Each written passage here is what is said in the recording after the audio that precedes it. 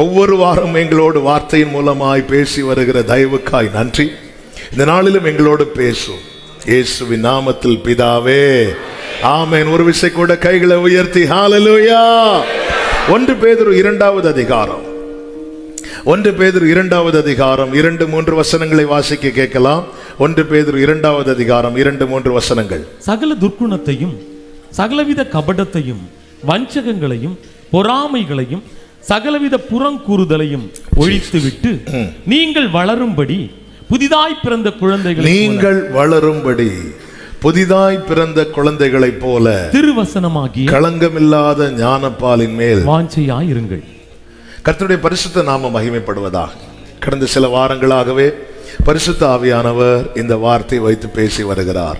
நீங்கள் வளரும்படி. ஆமென். எந்த ஒரு பெற்றோருடைய விருப்பம் என்னவென்றால் தன் குழந்தை அந்தந்த பருவத்தில் அடைய வேண்டிய வளர்ச்சியை அடைய வேண்டும் என்பதே. ஆமென். அந்த வளர்ச்சியை மட்டும் அடையலைன்னா அந்த குழந்தையை பார்க்கும்போது, அதுவரை இந்த குழந்தையை பார்க்கும்போது இருக்கிற சந்தோஷம் அது துக்கமாய் மாறும், களிப்பு கண்ணீராய் மாறும், ஆர்ப்பரிப்பு அலறலாய் மாறும். இதுதான் உண்மை. ஆமென். பிள்ளை வளரணும். எனவேதான் பிள்ளையினுடைய ஒவ்வொரு அசைவையும் ரசிப்பார்கள். ஆமென். பிள்ளை பிறந்து வாய் திறந்து பிள்ளை அழும்போது பெற்றோர் சிரிக்கிற ஒரே டைம் தான் உண்டு. எப்ப தெரியுமா? குழந்தை பிறக்கும் போது. ஆமென். அந்த குழந்தை பிறக்கும் போது போடுற சத்தத்துல அது ஓன அழும். இங்க எல்லாம் லட்டு சாப்பிட்டு இருப்பாங்க. ஆனா மற்றபடி பிள்ளை அழுறத யாருக்குமே பிடிக்காது. அதே நேரத்தில் பிள்ளையின் அசைவு, பிள்ளை படுத்துட்டு பிள்ளை கமந்துட்டு பிள்ளை முட்டி போட்டுட்டு பிள்ளை ஊந்து போகுது, பிள்ளை எழும்பிட்டு பிள்ளை ஒரு ஸ்டெப் எடுத்து வைக்குது, பிள்ளை ஆண் சொல்லிட்டு, ஆண் சொன்னோடனே நினைச்சிருவாங்க அம்மானு கூப்பிட்டுச்சு. எங்க ஒன்னும் கூப்பிடல, ஆண் தான் சொல்லியிருக்கோம். அடுத்த அம்மான்னு கூப்பிட்டுச்சு. ரேமா பிறந்தப்போ அவ ஏதோ சொன்னா, உடனே ஜாஃபி வந்துட்டு டேடி என்ன அக்கான்னு கூப்பிட்டா. என்ன சந்தோஷம். ஆமென். எங்க பரலோக தகப்பன். அதாவது பிள்ளைய தாய் பால் கொடுத்து வளர்ப்பார்கள். அந்த பால் என்ன தெரியுமா? ரத்தம்.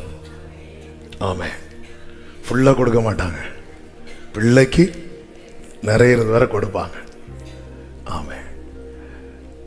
அவர் நமக்கு கொஞ்சம் கொடுக்கல, என் வயிறு நிறைய அளவுக்கு மட்டும் இல்ல, என் முழுவதும் கழுவப்பட, சுத்திகரிக்கப்பட, காக்கப்பட, இரத்தத்தால, இயேசுவின் இரத்தத்தாலே மீட்கப்பட்டு வசனமாம் வேலியாலே காக்கப்பட்டு கரை திரையற்ற பாரிசுத்தரோடு,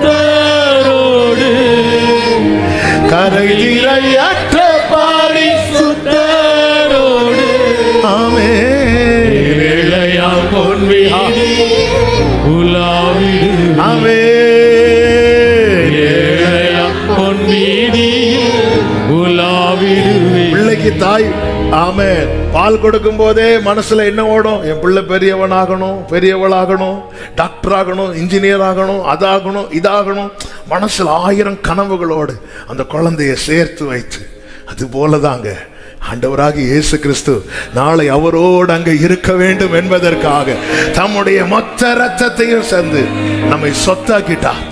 ஹல்லேலூயா. கர்த்தர் நல்லவர். அப்ப அவர் நம்மிடத்துல எதிர்பார்க்கிறது வளர்ச்சி. வளர்ச்சி என்பது நான் 20 வருட விசுவாசியா இருக்கிறேன் என்பது அல்ல. வளர்ச்சி என்பது நான் பயங்கரமா ஊழியம் செய்கிறேன் என்பது அல்ல. மனுஷன் பார்க்கிறபடி நான் பார்க்க மாட்டேன் என்று சாமுவேல் இடத்திலே கர்த்தர் தெளிவாய் பேசுகிறார். கர்த்தருடைய பார்வையில வளர்ச்சி. ஓகே. கொரிந்து சபையை குறித்து சொல்லும் போது யாதொரு வரத்திலும் குறைவில்லாத சபை, கிறிஸ்துவின் வருகைக்காக எதிர்பார்த்திருக்கிற சபை. அப்படிப்பட்ட சபையை பார்த்து பவுலை கொண்டு ஆவியானவர் எழுதுகிறார், என்னால் உங்களை ஆவிக்குரியவர்கள் என்று எண்ணி பேசக்கூடாமல் மாம்சத்துக்குரியவர்கள் என்றும் கிறிஸ்து மாம்சத்துக்குரியவன் சொல்லிட்டு பவுல் நினைச்சிருப்பாரு, இது ரொம்ப காட்டமா இருக்கு.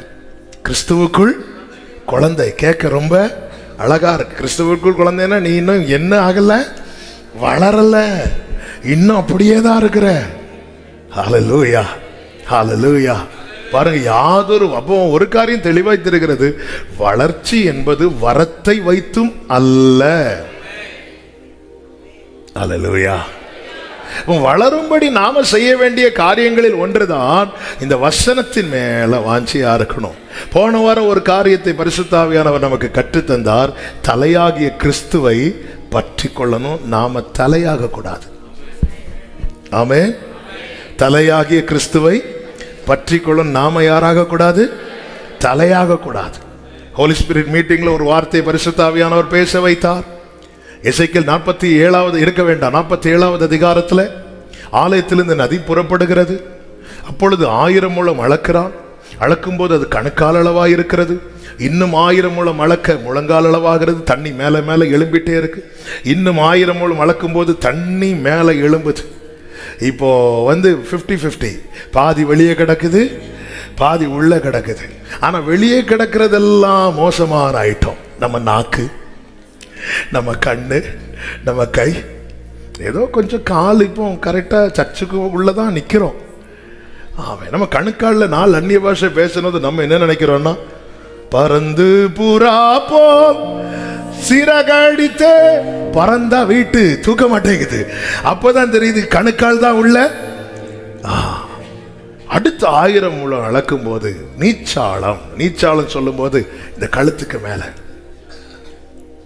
ஆமே, அவ்வளவுதான். கழுத்துக்கு மேல தண்ணி போயிட்டனாலே கால் தரையில இருக்காது, எழும்ப ஆரம்பிச்சிடும். அங்க அளவு ஸ்டாப் பண்ணுகிறார். இப்ப எல்லாமே உள்ள, ஒண்ணு மட்டும் வெளியே கிடக்குது. என்ன? தலை யாரு? ஆமே.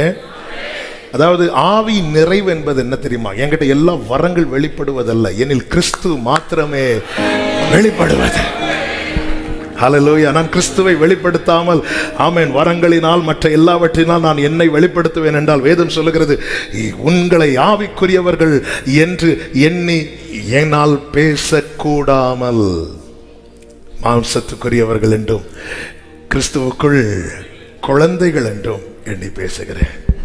வளரும்படி தலையாகி கிறிஸ்துவை பற்றி கொள்ள வேண்டும்.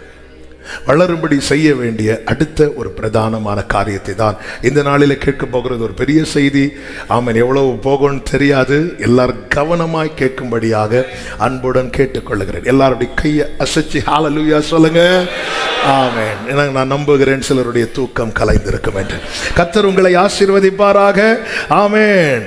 வளரும்படி செய்ய வேண்டிய அடுத்த பிரதானமான காரியம் யோவான் சுவிசேஷம் 15வது அதிகாரம் 1 முதல் 4 வரை உள்ள வசனங்களை வாசிக்க கேட்கலாம். யோவான் 15 1 முதல் 4 வரை உள்ள வசனங்கள். நான் மெய்யான திராட்சை செடி, நான் மெய்யான திராட்சை செடி, என் பிதா திராட்சை தோட்டக்காரர், என் பிதா திராட்சை தோட்டக்காரர், என்னில் கனி கொடாதிருக்கிற கொடி எதுவோ, என்னில் கனி கொடாதிருக்கிற கொடி எதுவோ அதை அவர் அறுத்து போடுகிறார். கனி கொடுக்கிற கொடி எதுவோ அது அதிக கனிகளை கொடுக்கும்படி அதை சுத்தம் பண்ணுகிறார். நான் உங்களுக்கு சொல்லுகிற உபதேசத்தினாலே நீங்கள் இப்பொழுதே சுத்தமாய் இருக்கிறீர்கள். என்னில் நிலைத்திருங்கள்.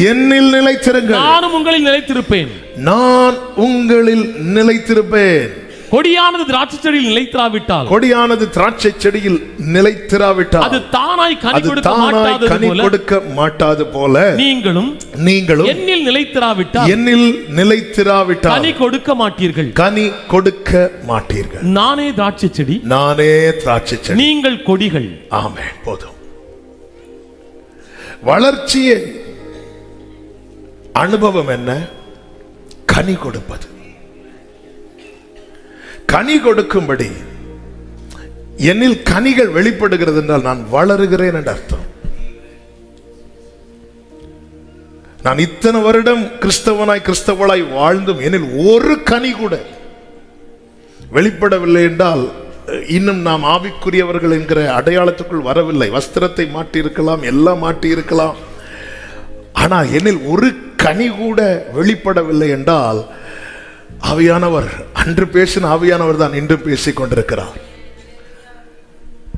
பாஸ்டர்ஸை வச்சு ஆவிக்குரியவங்கன்னு சொல்ல வச்சிடலாம். ஆனால் ஆவியானவர் அப்படி சொல்ல மாட்டார். அவர் சத்தியம் உள்ளவர், அவருக்கு பொய் வராது. ஆமே. சாத்தானுக்கு மெய் வராது, கர்த்தருக்கு பொய் வராது. ஆமே. கனி வெளிப்பட ஒரே காரியத்தை செய்யறதுல தேவ பிள்ளைகள் கவனமா இருக்க வேண்டும். அதுதான் கிறிஸ்துவில் நிலைத்திருக்கிறது. என்னில் நிலைத்திருங்கள். Abide in me. என்னில் நிலைத்திருங்கள். பரலோக தேவன் பிதாவை குறித்து இயேசு சொல்லுகிறார், அவர் திராட்சை தோட்டக்காரர். 1வது வசனத்துல என் பிதா திராட்சை தோட்டக்காரர். ஒருத்தங்க திராட்சை தோட்டத்தை வைக்கிறதே எதுக்கு அப்படின்னா, அதன் கனிய ருசிக்க, அதன் கனிய எடுக்க, அதிலிருந்து வருகிற சாறு, அந்த ரசம், அதை எடுக்க, அதை பயன்படுத்த, அநேகருக்கு அநேகர் பயன் பெறுவதற்காக அதை பயன்படுத்த திராட்சை தோட்டத்தை அதுக்கு தான் வைப்பாங்க. திராட்சை ரசம் அது முகக்களையை கொடுக்கும். ஏசாயா 5வது அதிகாரத்திலே கர்த்தர் தீர்க்கதரிசியை கொண்டு இப்படி ஒரு பாட்டை எழுதுகிறார். ஏசாயா 5வது அதிகாரம் அதனுடைய 1வது வசனத்தில் இப்படி சொல்லப்பட்டிருக்கிறது. ஏசாயா 5:1. இப்பொழுது நான் என் நேசரிடத்தில் அவருடைய திராட்சை தோட்டத்தை குறித்து என் நேசருக்கு ஏற்ற ஒரு பாட்டை பாடுவேன். என் நேசருக்கு ஏற்ற ஒரு பாட்டை பாடுவேன். என் நேசருக்கு மகா செழிப்பான மேட்டிலே ஒரு திராட்சை தோட்டம் உண்டு. ஒரு திராட்சை தோட்டம் உண்டு. ஒரு தோட்டம் உண்டு. அது திராட்சை தோட்டம். 1 கொரிந்தியர் 3:9 சொல்லப்பட்டிருக்கிறது, நீங்கள் தேவனுடைய பண்ணையாயிருக்கிறீர்கள். You are God's garden. நாம தான் அந்த தோட்டம். இந்த தோட்டத்தை கர்த்தர் எங்கே வைத்திருக்கிறாராம்? மகா செழிப்பான மேட்டிலே, மலை மேல் இருக்கிற பட்டணம் போல எல்லா கண்கள் காணும்படியாக. பாரு, என் தோட்டத்தை பாரு, அதில் உள்ள கனிகளை பாரு. மகா செழிப்பான மேட்டிலே. நாம் எங்கு இருந்தவர்கள் தெரியுமா? தாவீது சொல்லுகிற, பயங்கரமான குழியிலும் உளையான சேற்றிலும் இருந்த என்னை அவர் தூக்கி எடுத்து கண்மலை மேல் நிறுத்தி என் அடிகளை உறுதிப்படுத்தி அவரை துதிக்கும் புது பாடலை என் நாவிலே தந்தார். அநேகர் அதை கண்டு பயந்து அவர் தூக்கி வைக்கிறார், செழிப்பான மேட்டில வைக்கிறார். என்னை உயர்ந்த ஸ்தானங்கள் மேல் வைத்தவர் நீர் அல்லவோ, கண்மலை தேனும் வடியும் எண்ணையோ தருவதும் நீ. பிரியமானவர்களே, நம்மளை விட உயர்ந்த ஸ்தானத்துல 1000 அல்ல, லட்சம் அல்ல, கோடி பேர் இருக்கிறாங்க. ஆனா இந்த காலை வேளையில எத்தனை பேர் சொல்ல முடியும், இன்னைக்கு நான் இருக்கிறது என்னுடைய ஆரம்பத்தை வைத்து பார்த்தால் இது உயர்ந்த ஸ்தானம் என்று சொல்லுகிறவர்கள் கைகளை உயர்த்தி ஆமென் சொல்லுங்க பார்க்கலாம். மகா செழிப்பான மேட்டிலே பாவத்தில் இருந்த நம்மை பாதத்தில் கொண்டு வந்தார். சேற்றில் இருந்த நம்மை சபையிலே கொண்டு வந்தார். ஆமென். என் நேசருக்கேற்ற ஒரு பாட்டை பாடுவேன். என் நேசருக்கு மகா செழிப்பான மேட்டிலே ஒரு திராட்சை தோட்டம் உண்டு. நாம தான் அவருடைய தோட்டம். இந்த தோட்டத்துக்கு கர்த்தர் செய்த காரியங்கள் என்ன? 2வது வசனத்திலே சொல்லப்பட்டிருக்கிறது, அவர் அதை வேலி அடைத்தார். எதற்கு தெரியுமா? பாதுகாக்க. கர்த்தருடைய பாதுகாப்பு மட்டும் இல்லைன்னா இன்னைக்கு இந்த 2023 12ஆம் மாதம் 24ஆம் தேதியை நாம பார்த்திருக்க மாட்டோம். ஆமே.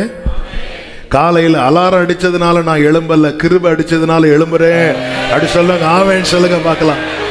போனராவினில் ஜீவித்தோர் பலர் பூமி விட்டுமே போய்விட்டார். போனராவினில் ஜீவித்தோர் பலர் பூமி விட்டுமே போய்விட்டார். என்றாலும் நமக்கு இந்த நாள் களையும் தந்த நேசரை துதிப்போம் என்றாலும் இந்த ஆமென். தந்த நேசரை துதிப்போம். ஆமென். வேலி அடைக்கிறார், பாதுகாக்கிறார். ஹல்லேலூயா. ஆமென். கோழி தன் குஞ்சுகளை பாதுகாக்கிறது போல பாதுகாக்கிறார். இந்த தோட்டத்தை பாதுகாக்கிறார். அடுத்து என்ன செய்கிறார் தெரியுமா? கற்களை பொறுக்கி பொறுக்கி போடுகிறார். எதற்காக கற்களை பொறுக்கி போடுகிறார் தெரியுமா? சுத்தப்படுத்த, ஒழுங்குபடுத்த, வளருவதற்கு இடம் உண்டாக. இன்னும் சொல்லணும்னா எல்லாமே அவர் செய்கிறார். எல்லாமே. ஆமென். B minor. நம்ம இந்த பாட்டு பாடுவோம்ல, உம் பாதம் பணிந்தேன் கனிச்செடி நீர் நீலைத்திருக்கும் கோடியாய் அடியே கிளை நறுக்கு கீழை நறுக்கி களை பிடுங்கி வலது கரத்தை உயர்த்தி இந்த லைனை பாடுங்க. கிளை நறுக்கு கீழை நறுக்கி களை பிடுங்கி கர்த்தரே கர்த்தரே. சிம்பிளா சொல்லணும்னா, ஒரே லைன்ல சொல்லணும்னா, நம்மை வளர பண்ண அவர் எதையும் செய்ய தயங்கவில்லை. அவர் இருந்து கற்களை பொறுக்கி போடுகிறார். என்னுடைய கேள்வி என்னன்னா, அவருக்கு தான் நிறைய வேலைக்காரர்கள் உண்டு. அவங்கள வச்சு பொறுக்கி போட்டா என்ன? அவங்கள வச்சு பொறுக்கி போட்டா ஒருவேளை செடியும் பிடிங்கிட்டாங்கன்னா உந்தி. வீட்டில் பின்னாடி ஒரு அப்பா மரங்கள் செடிகள்லாம் வளர்த்துருந்தான். அப்போ அதில் ஒரு முருங்கை மரம் இருந்து, முருங்கை மரத்தை சுற்றி நிறைய செடிகள்லாம் இருந்துச்சு. அப்போ எங்கள் அம்மா ஒரு பிரதரை கூப்பிட்டு சொன்னாங்க, அந்த முருங்கை மரத்தை சுற்றி செடி இருக்குது, எல்லாத்தையும் வெட்டி போடணும் அப்படின்னு. சரி நான் வெட்டி போடுறேன்னு சொல்லிட்டு போயிட்டு வந்து பார்க்குறாங்க. ஈவினிங் பார்த்தா எங்கள் அம்மாவை தேடிட்டு இருக்கிறாங்க. எங்கே ஏன் எல்லா செடியை விட்டு முருங்கை மரத்தை மட்டும் வெட்டி போட்டுட்டு போயிட்டான். செடியெல்லாம் வெட்ட சொன்னா, செடியெல்லாம் விட்டுட்டு செடி நிறைய இருக்கு, முருங்கை மரம் ஒன்னே தான் இருக்கு. முருங்கை மரத்தை வெட்டிட்டு இங்க பாருங்க, நம்முடைய வாழ்க்கையில நம்மளை ஒழுங்குபடுத்த, சீர்படுத்த வேற யார் கையிலையாவது கொடுத்திருந்தா என்னைக்கு போட்டுட்டு போயிருப்பாங்க. நீர் எங்கள் பிதா, நாங்கள் களிமண், நீர் எங்களை உருவாக்குகிறவர். யார் கையிலையாவது கொடுத்திருந்தா? ஹல்லேலூயா. அவன் யாக்கோபை குறித்து கர்த்தர் தீர்க்கதரிசியை கொண்டு சொல்லுகிறார், நீ மீறுகிறவன் என பெயர் பெற்றிருக்கிற. நீ மீறுவேன்னு தெரியும், உனக்கு வயிற்றுல ஒழுங்கா கிடக்க முடியல. சரி, அவன் தான் வெளியே வரான், அடுத்து நம்மளை வெளியே எடுப்பாங்க. அந்த பொறுமை கூட இல்லை, காலை பிடிச்சு. தெரியும் யாக்கோபே, ஆனாலும் நான் நேசிச்சுட்டேன். அதனாலதான் ஏசா 400 பேரோடு வரும்போது, ஏசா யாக்கோபை தொடுவதற்கு முன்னே கர்த்தர் யாக்கோபை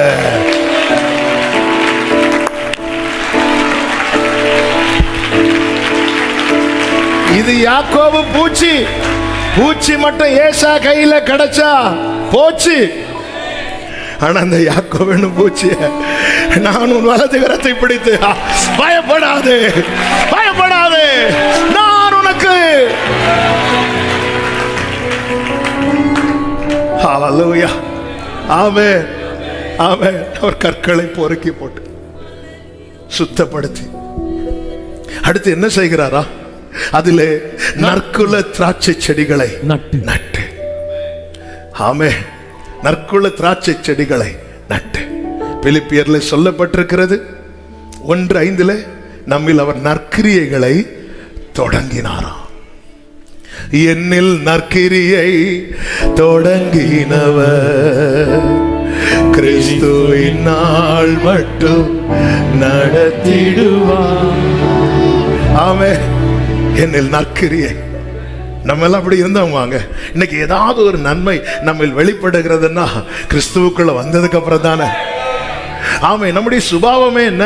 பழிக்கு பழி வாங்குற சுபாவம். ஆனா இன்னைக்கு அதை விட்டு சரி விட்டுரும் அப்படி ஒரு எண்ணம் வருதுன்னா அதுக்கு காரணம் கிறிஸ்துவுக்குள்ள இருந்ததுனால தானே. அல்லேலூயா, அல்லேலூயா. ஆமே, ஆமே. நற்கிரியைகளை தொடங்குகிறார். யோவானை குறித்து வேதம் எழுதுறது அன்பான சீஷன். யோவான் எழுதிட்டாரு, அன்பான சீஷன். அதே சீஷன் தான் ஆமென். ஒரு கிராமத்துக்குள்ள இயேசுவோடு போகும்போது யாருக்கு இடம் கொடுக்கல. உடனே யோவானுக்கு வந்த கோபத்துல, ஆண்டவரே அங்க அருள் ஏராளமாய் பெய்யும் பாடல, அக்கினி மழையா இறங்குவார். ஆண்டவரே, எலியா நீங்க முன்னு சொல்லிட்டீங்கன்னா எலியா அன்னைக்கு வானத்துல இருந்து அக்கினி இறக்குறது போல அக்கினி இறக்க வைக்கலாம் ஆண்டவரே. உனக்குள்ள என்ன ஆவிப்பா இருக்கிறது? இதே யோவானுக்குள்ள பரிசுத்த ஆவியை கொடுத்து 1வது நிருபம் அன்பு, 2வது நிருபம் அன்பு, 3வது நிருபம் அன்பு, அவருக்கு சுத்தி அன்பு அன்பு அன்பு சொல்ற. அன்பு இல்லாதவன் தேவனை அறியான். பூரண அன்பு பயத்தை எப்படி யோவானை மாற்றும்?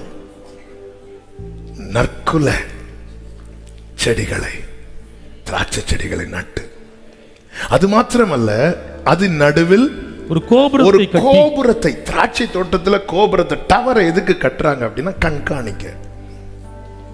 கண்காணிக்க. ஹல்லேலூயா. நம்ம இயேசு யார் தெரியுமா?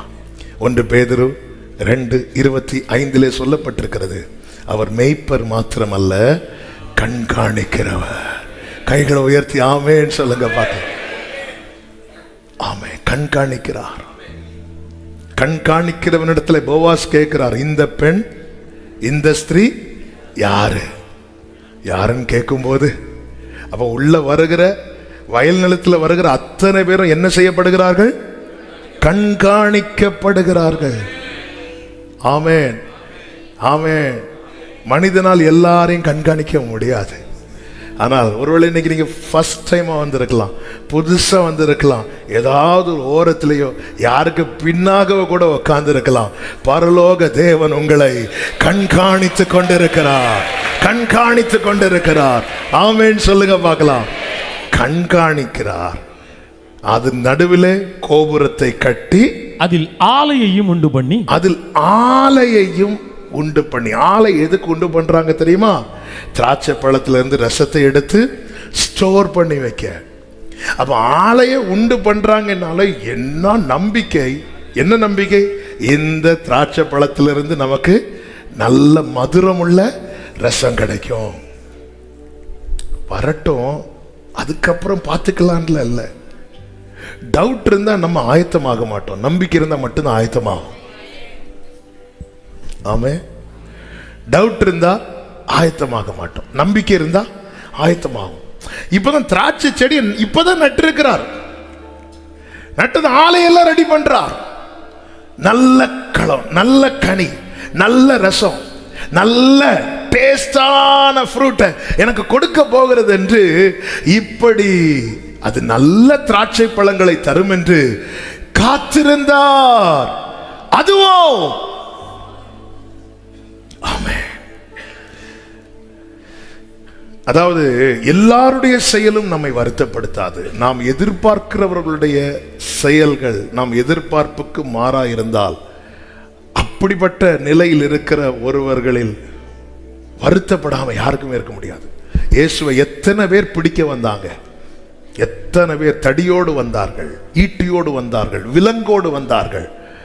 அவர்கள் வந்ததை பார்த்து இயேசு வருத்தப்படவில்லை. ஆனால் கூடவே இருந்த ஒருவன் அவரை முத்தமிட்டு 30 வெள்ளிக்காசுக்கு காட்டி கொடுத்த போது அவரால் தாங்க முடியவில்லை. சிநேகிதனே, முத்தத்தினால நீங்க அந்த சாப்டரை படிச்சீங்கன்னா உடையாம இருக்கவே முடியாது. முதலாவது சேவகர்கள் வருகிறார்கள். சுவிசேஷம் எப்பவுமே 4 புக்கையும் சேர்த்து வச்சுதான் படிக்கணும். இந்த 4 புக்கு யோகா, சிலருக்கு வாய் மட்டும்தான் அசையுது. கர்த்தர் உங்களை ஆசீர்வதிப்பாராக. ஆமென். இந்த 4ஐயும் சேர்த்து வச்சு படிச்சாதான் சரியான பிக்சர் கிடைக்கும். கெத்செமனே தோட்டத்துக்குள்ள வீரர்கள் வராங்க இயேசுவை பிடிக்க. இயேசு பார்க்கிறார், முதல்ல யாரை தேடுறீங்க அப்படின்னு. நாங்க இயேசுவை தேடுறோம். நான் தான் அப்படின்பா. பொத்துன்னு விழுந்துருவாங்க எல்லாரும். யாருக்கு நெருங்க முடியல. இப்ப அவரை நெருங்கணும், பிடிக்கணும். அதுக்கு ஒரே வழிதான் இருக்கு. என்ன? யூதாஸ் இப்போ போய் கிஸ் பண்ண, உன்னை விடுவார் பக்கத்துல. யூதாஸ் கிட்ட போகிறான், போய் அவரை முத்தமிடுகிறான். அந்த இடத்துல யூதாசால மட்டும்தான் நெருங்க முடிச்சது. ஏன்? நல்ல திராட்சை பழத்தை தரும் என்று காத்திருந்தார். பைபிள் படிச்சீங்கன்னா தெரியும், அவர்கள் இயேசுவின் மேல் கை போட்டார்கள். ஆமென், ஆமென். சிநேகிதனே, முத்தத்தினாலேயா என்னை காட்டி கொடுக்கிற? நீ என் பக்கத்துல வந்ததும் ஆசையா என்னை கிஸ் பண்ண நினைச்ச. ஆனா நீ எங்க போன? நேத்து தானே பந்தியிலேருந்து எழும்பி போன. நீ வரமாட்டியோ நினைச்சேன். நீ வண்டி பிடிச்சு வந்துட்ட. வந்து என்ன பார்த்துன்னு கிஸ் பண்ணதும் காசுக்காகவா? 30 வெள்ளி காசுக்காகவா?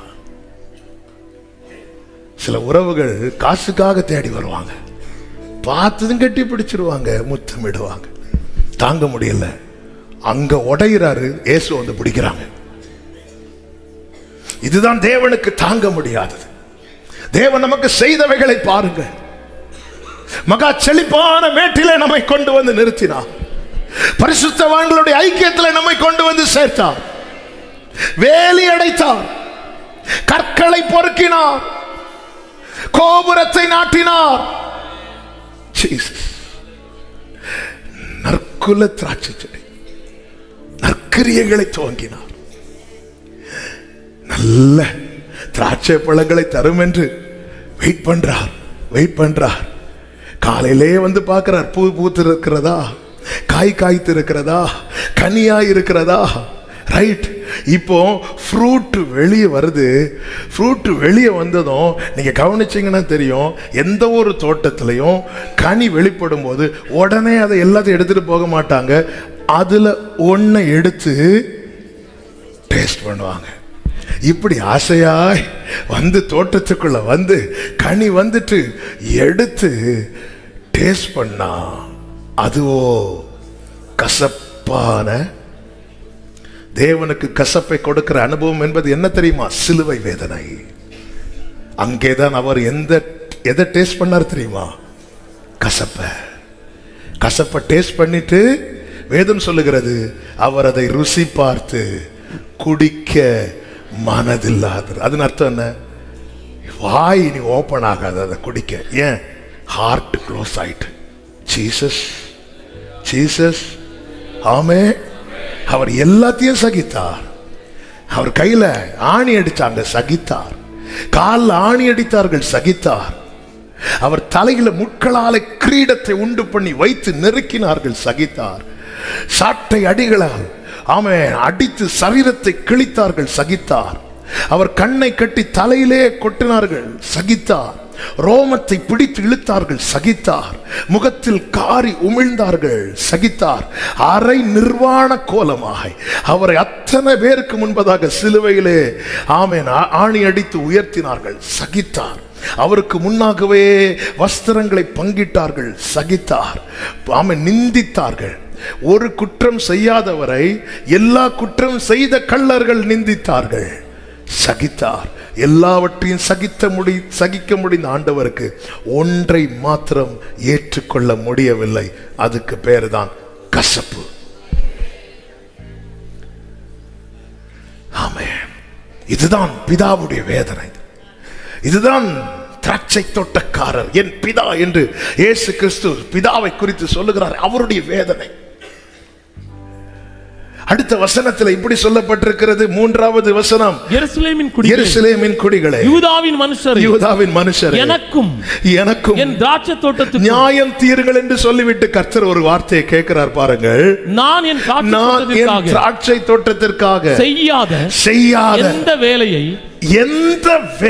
அதற்கு இனி செய்யலாம். நான் இனி என்னப்பா உனக்கு செய்யணும்? ஆமென். நான் பார்த்து தான் அவனை வளர்த்தேன். ஹல்லேலூயா, ஆமே. முதல் நான் உன்னை எந்த இடத்துல கொண்டு வந்து வைத்தேன்? வேலி அடைக்கவில்லையா? இரவின் பயங்கரத்துக்கு நான் உன்னை காக்கவில்லையா? உன் பக்கத்தில் 1000, உன் வலது புறத்தில் 10,000 விழுந்த போது அவங்கள விட நீ உத்தமனா? அவங்கள விட நீ யோக்கியனா? அவங்கள விட நல்லவனா? அல்லவே. நான் உன்னை காத்தேன் அல்லவா? நீ வளருங்கிறதுக்காக கற்களை எல்லாம் பொறுக்கி போட்டேனே. ஹல்லேலூயா, ஹல்லேலூயா. கற்களை எல்லாம் பொறுக்கி போட்டேனே. பிள்ளைங்களுக்கு ஃபுட் ஊட்டும் போது மீன் கொடுப்பாங்க பாருங்க பெற்றோர். வீட்டில் பிள்ளைங்க இருக்கிறதுனால சொல்றேன். ஆமே, நமக்கெல்லாம் அப்படி தர மாட்டாங்க. ஆனா பிள்ளைங்களுக்கு அது பிச்சு உள்ள என்ன இருக்கான்னு பார்ப்பாங்க தெரியுமா? முள்ளு இருக்கான்னு பார்த்து எடுத்து எடுத்து போட்டு, பொல்லாதவர்களாக நீங்களே உங்க பிள்ளைகளுக்கு பார்த்து பார்த்து நீ வளரணும், நீ வாழணும், நீ நிலைக்கணும். கற்களை எல்லாம் பொறுக்கி போட்டேன், நற்குல திராட்சை செடியா. ஆமே, நல்ல உண்மையிலே உண்மையிலே. ஆமே, இன்னைக்கு என்ன கேட்ட நான் சொல்லுவேன், இன்னைக்கு என் வாழ்க்கையில ஏதாவது ஒரு நன்மை வெளிப்படுதுன்னா அது இல்லாதவன் தானா? இன்னைக்கு என்னில் ஏதாவது ஒரு நன்மை, ஏதாவது ஒரு நன்மையான ஒரு காரியத்தை நீங்க பார்க்கிறீங்கன்னா அது இல்லாதவன் தானா? அதை உருவாக்கினது கர்த்தர், அதை துவங்கினது கர்த்தர். ஆமே, நான் இப்படி செய்கிறேன், அது மாத்திரமா கோபுரத்தை கட்டுறேன். எப்படி உன்னை கண்காணிக்கிறேன் தெரியுமா? எப்படி கண்காணிக்கிறேன். ஹல்லேலூயா. ஆமே, நீ எனக்கு நல்ல கனியை தருவ. ஹல்லேலூயா. நீ எனக்கு மனமகிழ்ச்சியா இருப்பேன்னு பார்த்தா நீ எனக்கு கசப்பை தந்தது என்ன சொல்லிட்டு அடுத்து கேட்கிறார், நான் இதுக்கு மேல உனக்கு என்ன செய்யணும்? நான் இதுக்கு மேல உனக்கு என்ன செய்யணும்?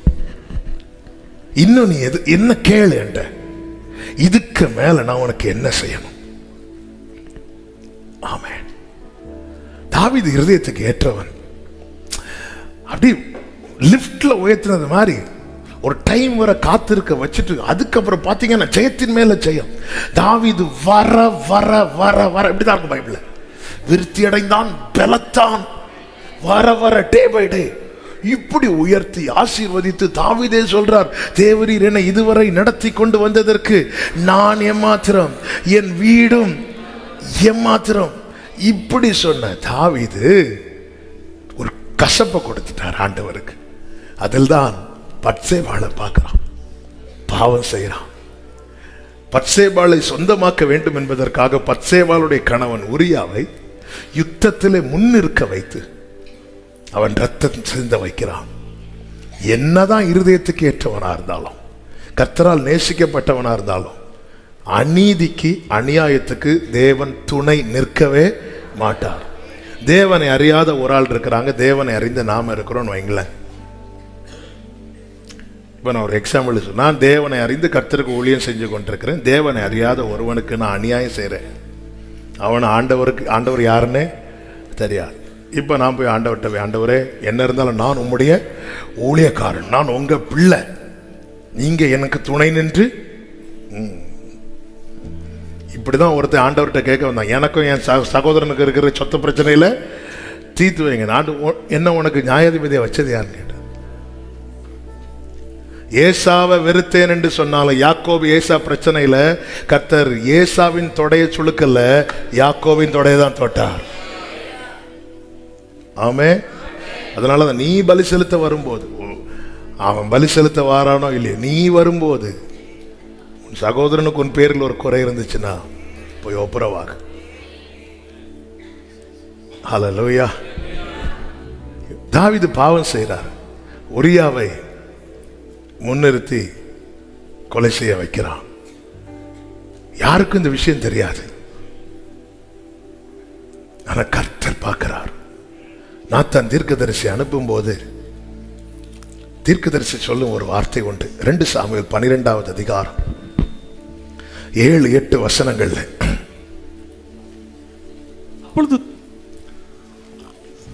வாசிங்க, கரெக்ட் தான். அப்பொழுது நாத்தான் தாவீதை நோக்கி, நீயே அந்த மனுஷன், இஸ்ரவேலின் தேவனாகிய கர்த்தர் சொல்லுகிறது என்னவென்றால், நான் உன்னை இஸ்ரவேலின் மேல் ராஜாவாக அபிஷேகம் பண்ணி உன்னை சவுலின் கைக்கு தப்புவித்து உன் ஆண்டவனுடைய வீட்டை உனக்கு கொடுத்து உன் ஆண்டவனுடைய ஸ்திரீகளையும் உன் மடியிலே தந்து இஸ்ரவேல் வம்சத்தையும் யூதா வம்சத்தையும் உனக்கு கையளித்தேன்.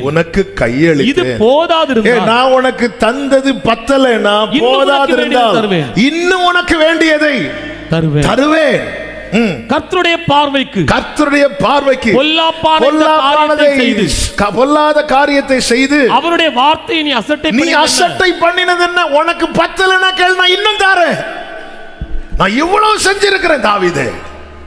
இல்ல இது போதாதா கேளு. ஆனா நீ என் பார்வைக்கு பொல்லாப்பான இந்த காரியத்தை செய்து அவருடைய வார்த்தையை நீ அசட்டை பண்ணினது என்ன? நல்ல திராட்சை பழம் தரும் என்று காத்திருக்கும் போது எனக்கு ஆகாத கனிகளை தந்தது என்ன? இதுக்கு மேல நீ என்ன செய்யலாம்? சிலுவையிலே கைகளை விரித்து தொங்கிக் கொண்டிருக்கிறதுக்கு காரணம் என்ன? என்னுடைய முழுவதை நான் தந்து விட்டேன். உனக்கு கொஞ்சம் ரத்தம் இருக்கிறது, அதையும் குத்தி எடுத்துக்கோ. இதுக்கு மேல உனக்கு என்ன செய்யணும்னு விரும்புறேன்? நான் காத்திருக்கிறேன். நான் உன்னை வேலி அடைக்கிறேன். நான் உனக்குள்ளே நற்கிரியைகளை துவங்குகிறேன். கற்களை எல்லாம் பொறுக்கி போடுகிறேன். இல்லைன்னா இவ்வளவு வளர்ந்திருக்க முடியுமா? நிக்க முடியுமா? ஹல்லேலூயா, ஹல்லேலூயா. கடந்த நாள்ல ஒரு ஊழியக்காரர் சொன்ன ஒரு செய்தி கேட்கும் போது சொன்ன ஒரு வார்த்தை. அவர் சொன்னார், நீங்க ஊழியத்தில் என்னெல்லாம் சாதிச்சீங்க செஞ்சீங்கன்னு கேட்கும்போது, நான் இவ்வளவு காலம் ஆண்டவருடையவனாய் ஊழியக்காரனை இருக்கிறதே எனக்கு பெரிய சாதனை அப்படின்னா. எத்தனை பேர் கிறிஸ்துவுக்குள்ள வந்து பின்வாங்கி போனவங்க எத்தனை பேர், மறுதலித்து போனவர்கள் எத்தனை பேர்.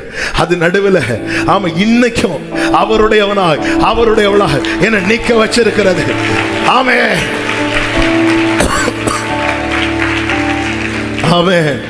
அதன் அர்த்தம் நான் இன்னும் வேலைக்குள்ளதானே இருக்கிறோம். இல்லைன்னா பன்றிகள் வந்து மேய்ந்து போட்டிருக்குமே. என்னெல்லாம் செய்யறா, இதுக்கு மேல உனக்கு என்ன செய்யணும் கேட்கிறான். நான் என்னப்பா செய்யணும்? தாவீது சொல்ல, நீ கேளு, நான் தாரேன். ஆனால் நீ இப்படி செஞ்சிருக்க கூடாது தாவீதே, நீங்க இது செஞ்சிருக்கவே கூடாது, நான் இப்படி எதிர்பார்க்கல. சவுல் நிமித்தம் ஒரு நாள் மனஸ்தாபப்பட்டார். சவுல் தள்ளிட்டார். அதுக்கப்புறம் அவன் செய்யறதை குறித்து அவர் கவலைப்படவே இல்லை. ஏன் தள்ளிட்டார்? அந்த இடத்துல தான் தாவீதை கொண்டு வைக்கிறார். ஒருவர் தள்ளப்பட்ட இடத்துல தான் நாம இருக்கிறோம். ஃபுல் எதிர்பார்ப்பு தாவீது மேல. என்ன வேணாலும் கொடு. கோபுரத்தை கட்டி ஆலையை ரெடி பண்ணி எல்லாம் ரெடி பண்ணி பொசுக்குன்னு தாவீது விழுந்துட்டார்.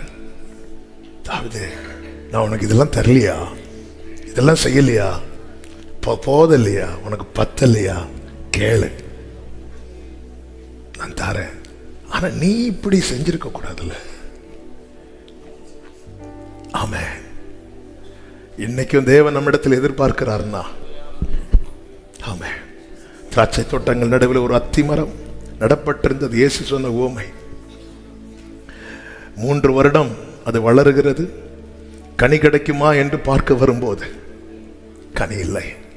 உடனே ஒன்று சொல்ற, வெட்டி போட்டு சொல்லும் போது அதை பராமரிக்கிறவர், கண்காணிக்கிறவர் சொல்றார், இந்த 1 வருஷம் இருக்கட்டுமே, நான் அதுக்கு செய்ய வேண்டியதெல்லாம் செய்யறேன். கனி கொடுத்தால் சரி, கொடுக்கலன்னா வெட்டிடலாம். இந்த வருஷம் நம்ம நல்ல கனி கொடுத்தோமா? அப்படி இல்லாதிருந்தும் இன்னைக்கு நான் வெட்டி போடப்படாமல் நிக்க காரணம் என்ன? பிதாவின் வலது பாரிசத்திலிருந்து ஒருவர் எனக்காக பரிந்து பேசிக் கொண்டிருக்கிறார்.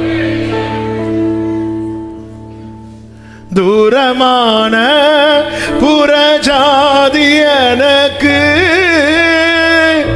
சொந்தம் என்ற உறவை தந்த ரத்தமே. ஆமென். தூரமான புறஜாதி எனக்கு சொந்தம் என்ற உறவை தந்த ரத்தமே. ஆமென். ஜீவனுள்ள புதிய மார்க்கத்திலுள் புதிய மார்க்கத்தில் ஆமென் பிரவேசிக்க ஜெயிக்க தைரியம் தந்த ரத்தமே. நித்திய மீட்பை எனக்கு தர, நித்திய மீட்பை எனக்கு தர, எதிர்க்கும் சாத்தான் மேல் ஜெயம் பெற, நித்திய மீட்பை எனக்கு தர, எதிர்க்கும் சாத்தான் மேல். நன்றியோடு கைகளை உயர்த்தி சொல்லுவோம். நன்மைகள் எனக்காய் பேசுகிற, எனக்காய் பேசுகிறவரே, நன்மைகள் எனில் ஒரு கனி இல்லாதிருந்து எனக்காய் பேசி என்னை வாழ வைக்கிறவரே, தெளிக்கப்படும் பரிசுத்த ரத்தமே, தெளிக்க. இப்ப எல்லாரும் கைகளை உயர்த்தி அவருடைய ரத்தத்தை உயர்த்தி சொல்லுங்க. ரத்தமே,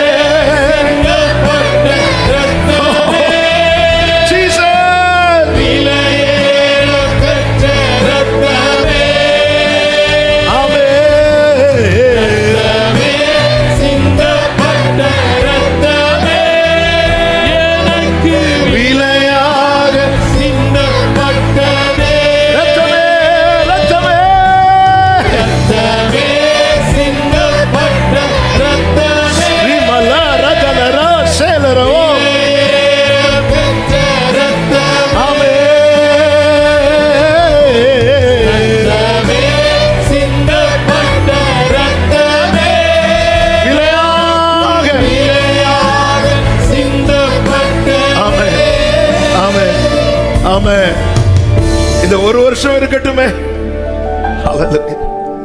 ஹல்லேலூயா. இந்த ஒரு வருஷம் இருக்கட்டுமே. ஹல்லேலூயா, ஹல்லேலூயா. ஆமென். சிலர் ரொம்ப லாஸ்ட் ஸ்டேஜில் இருக்கும்போது, எல்லா நம்பிக்கை முடியும் போது டாக்டர் வந்து சொல்லுவாங்க, ஆக்சிஜன் மாஸ்கை ரிமூவ் பண்ணா அவுட். ஆக்சிஜன் மாஸ்கை ரிமூவ் பண்ணா, அவர் இந்த வேலையை ரிமூவ் பண்ணிட்டார்னா எப்படான்னு சாத்தான் பார்த்துட்டு இருக்கிறான். இன்னும் வச்சிருக்கிறார், நம்புறார். உங்க புருஷன் உங்களை நம்புறதை காட்டிலும், உங்கள் மனைவி உங்களை நம்புறதை காட்டிலும், உங்க பெற்றோர் உங்களை நம்புறதை காட்டிலும், உங்க பிள்ளைங்க உங்களை நம்புறதை காட்டிலும், ஆமென், ஹல்லேலூயா, நமக்கு ஆக்சிஜனை தாங்க, வேலையே தாங்க ரிமூவ் பண்ணிட்டார். ஆண்டவர் கேட்கிறார், நான் இனி என்ன செய்யணும்? ஜீவனை கொடுக்கிறதை விட நேசம் இருக்கா? ஆமென், ஹல்லேலூயா, ஹல்லேலூயா. பிளட் டொனேட் பண்ணுவாங்க. சிலர் சும்மாவே கொடுப்பாங்க, சிலர் கொடுத்து என்ன வாங்குவாங்க? காசு வாங்குவாங்க. சாத்தான் உலகத்தெல்லாம் கொண்டு வந்து கொடுக்கிறான் பரிசாட்டு. அப்பால் இப்போ சாத்தானு சொல்லிட்டு தம்முடைய ரத்தத்தை கொடுத்து நம்மளை வாங்கிட்டார். மகா செழிப்பான மேட்டில் இரட்சிக்கப்படுகிறவர்களை சபையிலே கொண்டு வருகிறார், வேலை அடைக்கிறார். வசனம், ஜெபம், ஆராதனை, துதி வேலையா இருக்கு. நற்கிரியைகளை துவங்குகிறார், சுத்தப்படுத்துகிறார். வெயிட் பண்ணி பார்த்துட்டு இருந்தா அவர் கேட்கிற நியாயம் தீருங்க.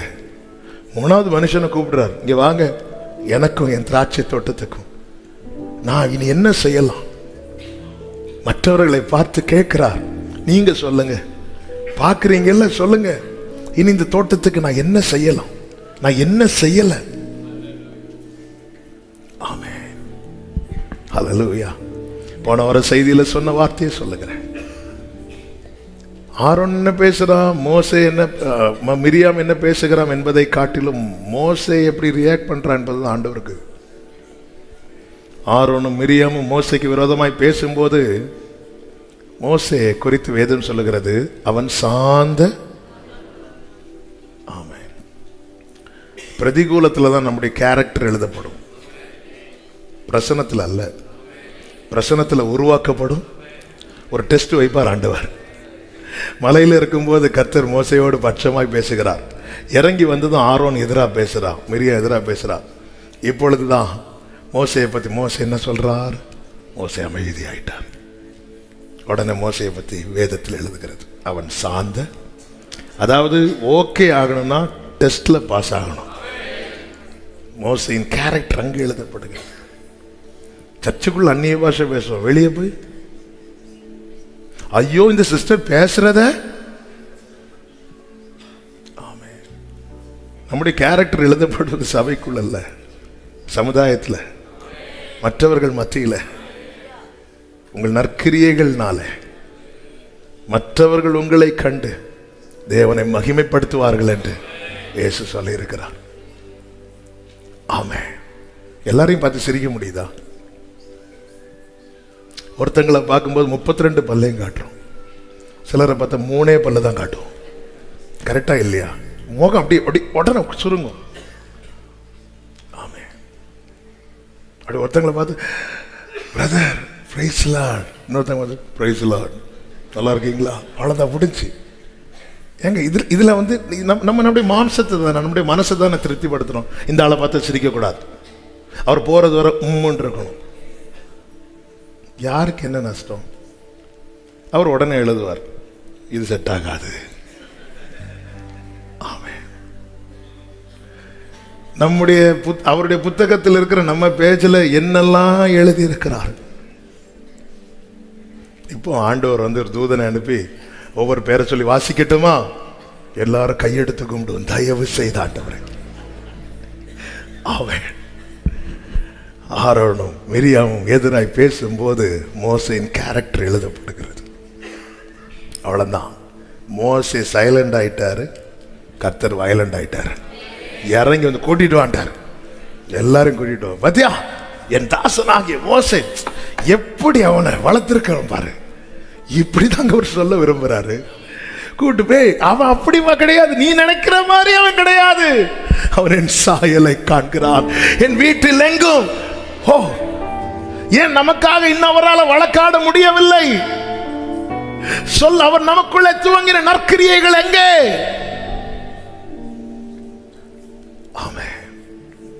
ஆண்டவர் நீங்க நியாயந்திருங்க. ஆண்டவர் எப்படி பார்த்து, ஆமே, நான் நீதி உள்ள நியாயாதிபதியின் ஒன்றை விட சத்துருவுக்கு நல்லாவே தெரியும். இயேசு கிறிஸ்து சிலுவையில் போவதற்கு முன்பதாக, மரிப்பதற்கு முன்பதாக தன் சீஷர்கள் சூழ்ந்திருக்க சொன்ன வார்த்தை என்ன தெரியுமா? உலகத்தின் அதிபதி வருகிறான், அவனுக்கு என்னிடத்தில் ஒன்றும். அதுதாங்க நம்ம வாழ்க்கையில செய்யறார். கற்களை பொறுக்கி போடுறார். ஆண்டவர் சொல்றார், நான் இனி என்ன செய்யலாம்? எல்லாம் செலுத்திட்டு எதிர்பார்த்த கனி இல்லாததும் தேவனுடைய கோபம் வெளிப்பட ஆரம்பிக்கிறது. 5வது அதிகாரம் 5-6 வசனங்களை பாருங்கள். இப்போதும் நான் என் திராட்சை தோட்டத்துக்கு செய்வதை உங்களுக்கு அறிவிப்பேன். அதன் வேலியை எடுத்து போடுவேன், அது மேய்ந்து போடப்படும். அதன் வேலியை எடுத்து போடுவேன், அது மேய்ந்து போடப்படும்.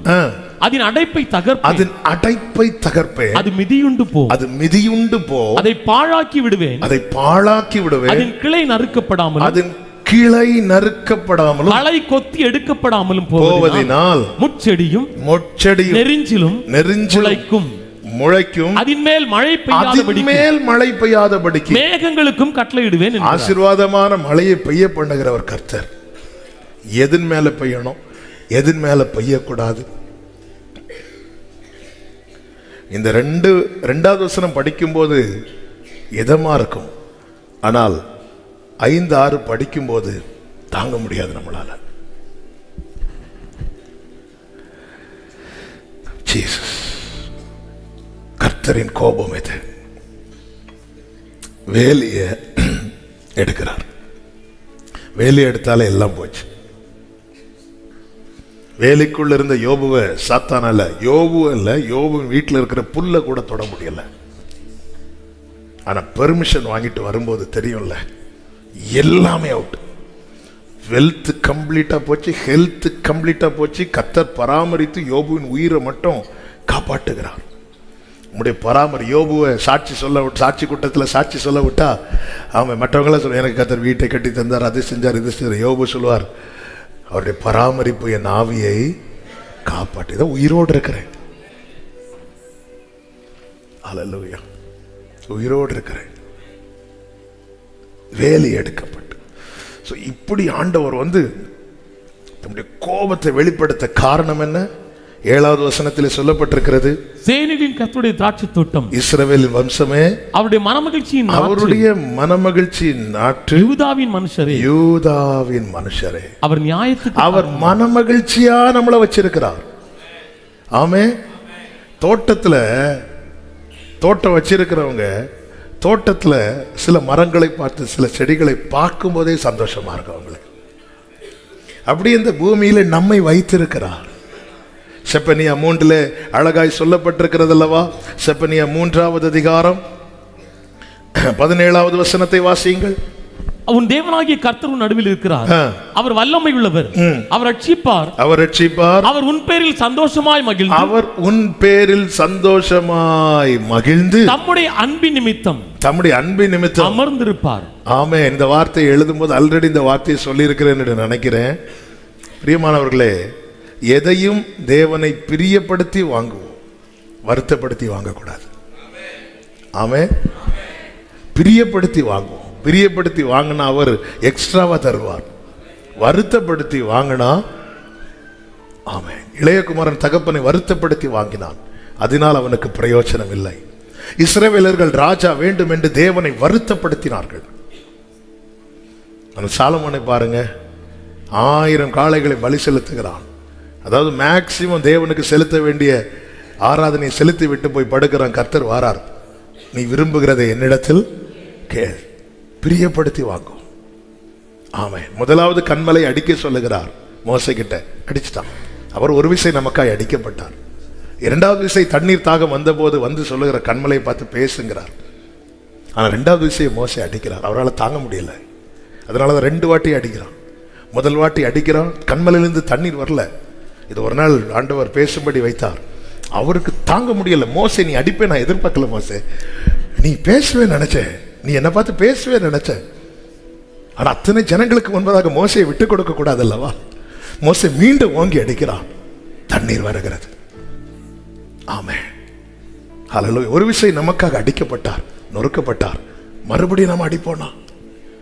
இதுக்கப்புறம் அவர் விரும்புகிறது, மோசே அந்த கன்மலையை பார்த்து பேசு.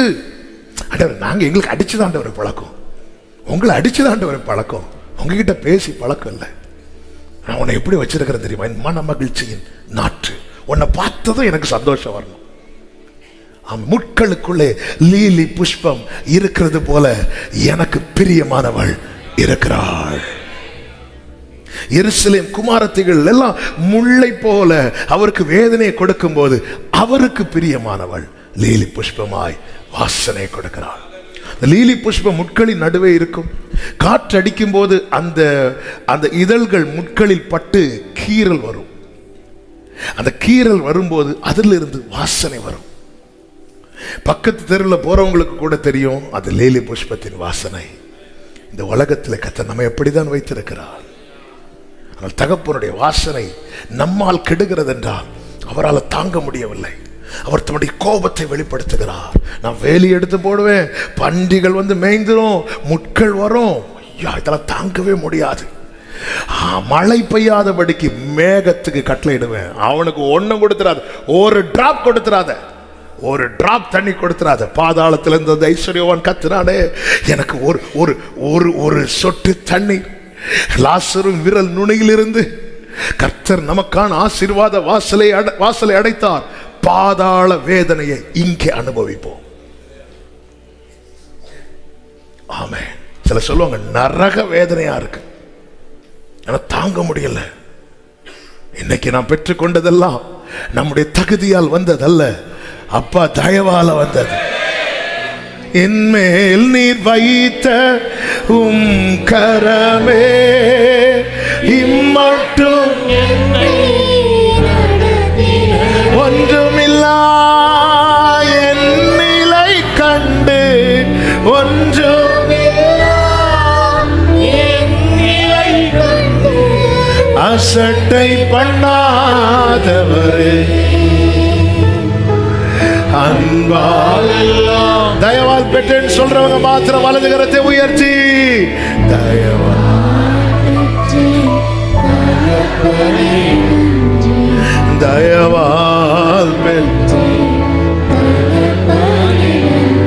இப்படி அவர் கோபத்திலே பேசினாலும் அவரை குறித்து வேதம் சொல்லுகிறது அவருடைய கோபம் ஒரு நிமிஷம், அவருடைய தயவோ நீடிய வாழ்வு. 5வது அதிகாரத்தில் கோபத்தில் சொல்லுகிறார், நான் வேலியை எடுத்துருவேன், அவ்வளவு நான் உன் கதையை முடிச்சிருவேன்னு சொல்லும் போது அவருடைய தயவு எழும்பி வருது. ஏன்னா அவர் செஞ்சது அவ்வளோ. ஆமென். இந்த தயவு எழும்பி வரும்போதுதான் எந்த ஏசாயாவை கொண்டு அவர் வேலி எடுத்துருவாரு, இதெல்லாம் மேய்ந்து போடப்படும், இனி அவ்வளவுதான், இதுக்கு மேல ஆசீர்வாதம் வருவதற்கு வாய்ப்பே இல்லை என்று சொல்லும் போதுதான் 6வது அதிகாரத்தில் உயரமும் உன்னதமுமான சிங்காசனத்தில் வீற்றிருக்கிற கர்த்தரை ஆமென் ஏசாயாவுக்கு காண்பித்து கொடுக்கிறார். ஹல்லேலூயா. அப்ப இந்த பூமியிலே ஹல்லேலூயா ஆண்டவர், இனி நான் வாழ்வதற்கு, இனி நான் எழும்புவதற்கு, இனி என் வாழ்க்கை அர்த்தமுள்ளதாக மாறுவதற்கு இங்கே வேற ஒண்ணுமே இல்லையா? இனி என்ன செய்யலாம், இனி என்ன செய்யலாம் என்று பிதாவாகிய தேவன் யோசிக்கிறார். என்ன செய்யலாம், என்ன செய்யலாம்? இனி ஒண்ணே செய்யலாம். இப்பொழுது ஏசாயாவுக்கு ஒரு காட்சி காண்பிக்கப்படுகிறது. உயரமும் உன்னதமுமான சிங்காசனத்தில் வீற்றிருக்கிறவரை காண்கிறான். ஹல்லேலூயா. அப்படியே பார்த்துட்டு இருக்கிறான். 7வது அதிகாரத்தில் அடையாளமாய் கொடுக்கப்படுகிறது. ஒரு கன்னிகை கர்ப்பவதியாகி ஒரு குமாரனை பெறுவாள். யார் அந்த குமாரன்? 6வது அதிகாரத்தில். 5வது அதிகாரத்தில் தேவன் கேட்கிறார், இனி இதுக்கு நான் என்ன செய்யலாம்? இது வளரணும்னா இனி என்ன பண்ணலாம்? இந்த திராட்சை தோட்டத்தில் நல்ல கனி உண்டாக என்ன பண்ணலாம்? எல்லாம் பண்ணி பார்த்தாச்சு, ஒண்ணுமே இல்லை. அவன் ஹல்லேலூயா. நான் இப்படி அந்த காட்சியை சொல்லுகிறேன். பிதா பக்கத்தில் இருந்து குமாரனாகி கிறிஸ்து சொல்லியிருப்பார், அப்பா நான் போறேன். அவன் குப்பையா இருக்கிறவனுடைய வாழ்க்கையை நான் கோபுரத்தில் கொண்டு வைக்கிறேன். சாம்பலுக்கு பதிலா நான் சிங்காரத்தை கொடுக்கிறேன். துயரப்பட்டவர்களுக்கு ஆறுதல் கொடுக்கிறேன். சிறுமைப்பட்டவர்களுக்கு சுவிசேஷத்தை கொடுக்கிறேன். துயரத்துக்கு பதிலாய் ஆனந்த தைலம், சாம்பலுக்கு பதிலாய் சிங்காரம். Glory! ஏசாயாவுக்கு காண்பித்து கொடுக்கிறார். உயரமும் உன்னதமுமான சிங்காசனத்தில் வீற்றிருக்கிறார். 6வது அதிகாரத்தில் காண்பித்து கொடுக்கிறார். 7வது அதிகாரம் அதனுடைய 14வது வசனத்தில், ஆதலால் ஆண்டவர் தாமே உங்களுக்கு ஒரு அடையாளத்தை கொடுப்பார். இதோ ஒரு கன்னிகை கர்ப்பவதியாகி ஒரு குமாரனை பெறுவாள். அவருக்கு இம்மானுவேல். 6வது அதிகாரத்தில் 5வது அதிகாரத்தில் கேட்கிறார், என்ன செய்யலாம்? 6வது அதிகாரத்தில் ஆமென் கிறிஸ்துவை காண்பித்து கொடுக்கிறார். 7வது அதிகாரத்தில் அவர் ஒரு குமாரனா எப்படி வெளிப்பட போறாரா? 6வது அதிகாரத்தில் எப்படி பார்க்கிறார்? உயரமும் உன்னதமுமான சிங்காசனத்தில். யாரை உயரமும் உன்னதமுமான சிங்காசனத்தில் பார்க்கிறாரோ 7வது அதிகாரத்தில் ஒரு குழந்தையாய் எனக்காக தம்மை தாமே தாழ்த்தி வெறுமையாக்கி. Glory! Glory! ஹல்லேலூயா. ஹல்லேலூயா. இந்த டிசம்பர்ல, இந்த கிறிஸ்மஸ்ல இன்னும் இயேசுவை குழந்தையா பார்க்கிற பரிதாப கூட்டங்கள் உண்டு. ஹல்லேலூயா. ஆமென். அதனாலதான் ஏசாயாவுக்கு முதல்ல இந்த அடையாளத்தை கொடுக்காம அறிமுகம் இருக்கிறது. ஆமென். பிள்ளைய துணிகளிலே சுற்றி முன்னணியில் கிடைத்திருப்பது அடையாளம் என்றால் இவருக்கு ஒரு அறிமுகம் உண்டு. அவர் உயரமும் உன்னதமுமான சிங்காசனத்தில். ஆமென் சொல்றவங்க ஆர்ப்பரிப்பாடு. ஜீசஸ் உயரமும் உன்னதமும் சிங்காசனத்தில் சேனைகளின் கர்த்தர், சேனைகளின் கர்த்தர்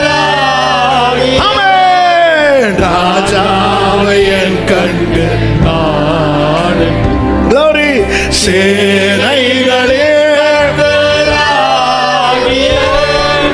ராஜா.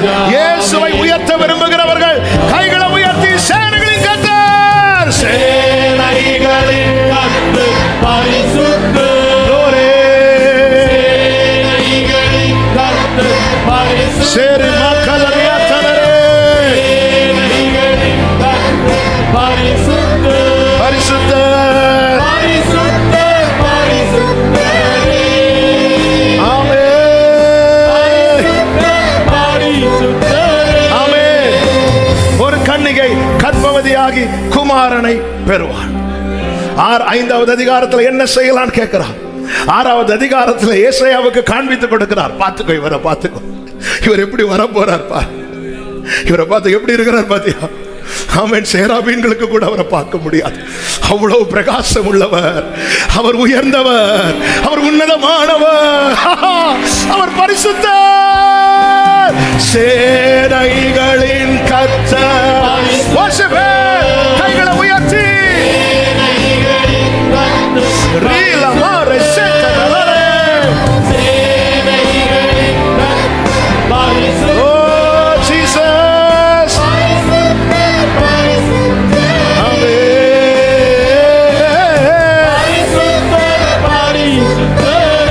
ஆதியும் அந்தமுமானவர், ஆதியும் அந்தமுமானவர் இவர், அல்வாவும் மேகாவும் ஆனவர் இவர். ஏரேலே மக்கரா சந்தனலரே, இருந்தவரோ இருந்தவரோ அவன் சீக்கிரம் வரப்போகும் ராஜா இவர். இருந்தவரோ அவன் சபையாய் முடிந்தால் 2 கரங்களை உயர்த்தி சேனைகளின் கர்த்தர், சேனைகளே worship him, worship him. ரீமலரோ சேனைகளே சேனைகளே. ஆமென்,